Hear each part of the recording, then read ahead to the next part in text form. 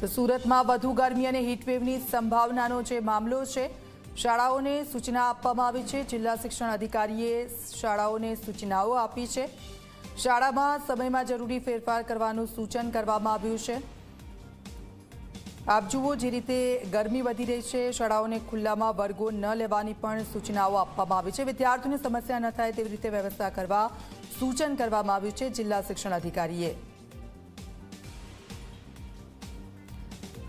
તો સુરતમાં વધુ ગરમી અને હીટવેવની સંભાવનાનો મામલો છે।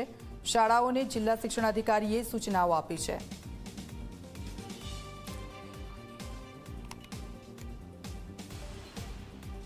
ઉનાળાની શરૂઆત થઈ ચૂકી છે, ત્યારે લૂની પરિસ્થિતિમાં શાળાઓ પોતે નિર્ણય લઈને શાળાના સમયમાં ફેરફાર કરી શકે છે। ત્યારે આપણી સાથે સુરત જિલ્લા શિક્ષણ અધિકારી છે, આપણે તેમની જોડેથી જાણીશું સર, કઈ રીતના બાળકોની તકેદારીને ધ્યાનમાં રાખીને નિર્ણય છે।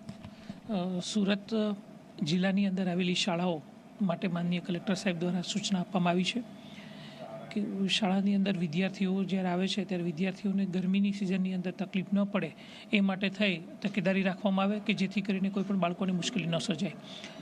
આરોગ્ય વિભાગ દ્વારા પણ જે કંઈ સૂચનાઓ આપવામાં આવી છે એ સૂચનાઓનું પાલન કરે। વિદ્યાર્થીઓ માટે ગરમીની સિઝનની અંદર પીવાના પાણીની વ્યવસ્થાથી લઈ અને તમામ પ્રકારની આયોજન કરવામાં આવે જેથી કરીને કોઈ પણ બાળકને ગરમીની સિઝનમાં તકલીફ ન પડે તે મુજબનું આયોજન કરે। સર, શાળા સંચાલકો બી કઈ રીતના ધ્યાન રાખવાની જરૂર છે વર્ગખંડમાં? શાળાની અંદર વિદ્યાર્થીઓ માટે એવું કરી શકાય કે પીવાના પાણી માટે બિલ પાડવામાં આવે અથવા તો રિસેસના સમયની અંદર ફરજિયાત બાળકો પાણી પીવે એ માટેની તકેદારી રાખવામાં આવે। એ પ્રકારની તકેદારી રાખશે તો કોઈ પણ બાળકનું હું નથી માનતો કે કોઈ તકલીફ પડી શકે। અને આ ઉપરાંત ગુજરાત સરકારના આરોગ્ય વિભાગ દ્વારા જે પણ કંઈ સૂચનાઓ આપવામાં આવી છે, સૂચનાનું પાલન કરવામાં આવે તો પણ કોઈ બાળકોને તકલીફ નહીં સર્જાય। સર, વાલીઓને બી કઈ જવાબદારી બનતી હોય છે ખરી?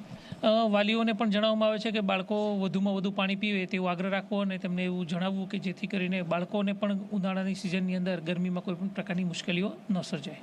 સર, હાલ કોઈ શાળા તરફે કોઈ સમસ્યા સામે આવી છે ખરી લૂને લઈને? ના, સુરતમાં કોઈ પણ શાળા માટે કોઈ એવી કોઈ ફરિયાદ મળી નથી કે એવી કોઈ પણ બાબત ઘટના ધ્યાને આવેલ નથી, પરંતુ તમામ આચાર્યોને એડવાન્સમાં માનનીય કલેક્ટર સાહેબ દ્વારા જાણ કરવામાં આવી છે કે જેથી કરીને કોઈ પણ બાળકને કોઈ પણ પ્રકારની મુશ્કેલી ન સર્જાય। બિલકુલ, ત્યાં હતા જિલ્લા શિક્ષણ અધિકારી જે રીતના જણાવી રહ્યા છે કે જે રીતના હાલ ગરમીનો પારો વધી ગયો છે ને, ખાસ કરીને શાળાએ બાળકો આવતા હોય છે ને, ત્યારે શાળા સહિત વાલીઓ જે છે બાળકોને તકેદારીના ભાગરૂપે ધ્યાન રાખવાની સખત જરૂરી છે। ત્યારે તમામ શાળાઓ જે છે આ લૂની પરિસ્થિતિને ધ્યાનમાં રાખીને શાળાના સમયમાં ફેરફાર કરી શકે છે। કેમેરામેન વિજય વૈસાની સાથે પ્રશાંત ડિવરે, જી મીડિયા।